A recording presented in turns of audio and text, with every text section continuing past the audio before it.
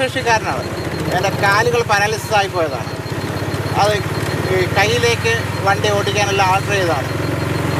ഞാൻ എൻ്റെ ഉപജീവന മാർഗത്തിന് വേണ്ടി 7 വർഷമായി ഓടിക്കുന്നുണ്ട്. എന്തായാലും പേര് ബിനു. അതെ, ബിനു ഇസ്ലാം. ബിനുവിൻ്റെ ആദ്യം കേൾക്കണം.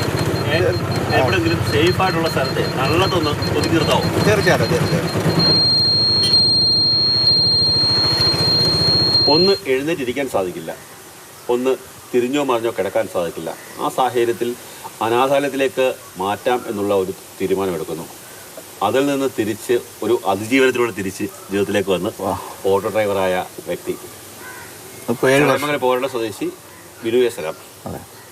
47 വയസ്സായല്ലേ? എന്താ ഇങ്ങനെ സംഭവിച്ചെന്താ സംഭവിച്ചത്? വീടിനടുത്തൊരു തെങ്ങ്, ഒരു മരം ലേങ്കം ബീച്ചാഞ്ഞ് നിന്ന് മുറിച്ചപ്പോൾ ഞാനും കൂടെ അതിനെ ഹെൽപ്പ് ചെയ്യാൻ പോയത്.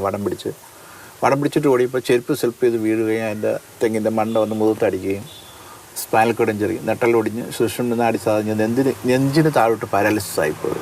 കൈ അറിയാം, ഈ നെഞ്ച് തൊട്ട് അറിയില്ല. കാലിൽ നിങ്ങളൊരു കൊടുവാളിന് വെട്ടിക്കൊണ്ടുപോയ പോലും അറിയില്ല. വീൽ ചെയറിലാണ് ജീവിതം മൊത്തത്തിൽ. ജീവിതത്തിൽ കമ്മോഡ് വീൽ ചെയർ ബാത്റൂമിലേക്ക് പോയി.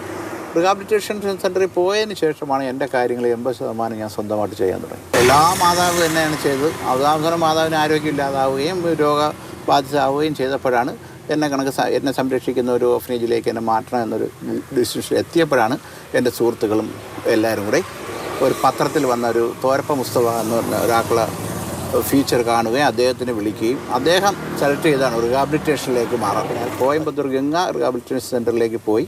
അവിടെ ഒരു 76 ദിവസത്തെ ട്രീറ്റ്മെൻറ്റിൽ സ്വന്തം കൈയൂത്തി എണീച്ചിരിക്കാനും സ്വന്തമായിട്ട് വീൽ ചെയറിലേക്ക് ഷിഫ്റ്റ് ആവാനും സ്വന്തം കാര്യങ്ങളിൽ 80% കാര്യങ്ങൾ സ്വന്തമായിട്ട് ചെയ്യാൻ പഠിപ്പിച്ചു. ഈ ഓട്ടോറിക്ഷ തൊഴിലാളിയായി മാറിയത് അത് കോയമ്പത്തൂർ കിടക്കുമ്പം തന്നെ എൻ്റെ കൂടെ ഒരു കല്ലട ബസ്സിൽ ഡ്രൈവർ ആക്സിഡൻറ്റ് പറ്റി കിടപ്പുണ്ടായിരുന്നു. അവിടെ എന്നെ കണക്കൊരു ആക്സിഡൻറ്റ് പറ്റിയ ഒരാൾ ഇതേപോലെ ഒരു ആട്ടോ ഓടിച്ച് വന്നിരുന്നു. അന്ന് എൻ്റെ സുഹൃത്തായ ഷൈജു അത് ക്യാച്ച് ചെയ്ത് വെച്ചിരിക്കും.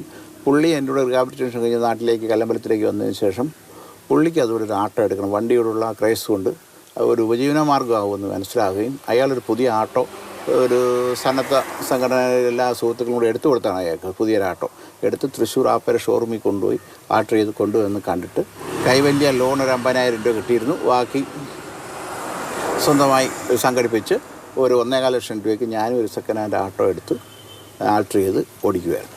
എങ്ങനെ ഈ ഇത് സാധാരണ ബ്രേക്ക് സംവിധാനമൊക്കെ എല്ലാം കയ്യിലേക്ക് ആൾട്ടർ ചെയ്തിട്ടുണ്ട്.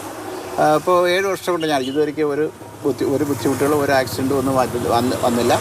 ഇത് ആൾട്ടർ ചെയ്തത് നമ്മൾ ബുക്കിലേക്ക് കൊള്ളിച്ച് MBD ബുക്കിലേക്ക് കൊള്ളിച്ച് ലൈസൻസ് വന്നിട്ടുണ്ട്. ജീവിക്കാനുള്ള മാർഗം ഇതിൽ കൂടെ കിട്ടുന്നത് തീർച്ചയായിട്ടും. എൻ്റെ ഇപ്പോൾ 7 വർഷമായി എൻ്റെയും അമ്മയുടെയും കുടുംബം എല്ലാ കാര്യങ്ങളും ഇത് മുഖാന്തരമാണ് കഴിയുന്നത്.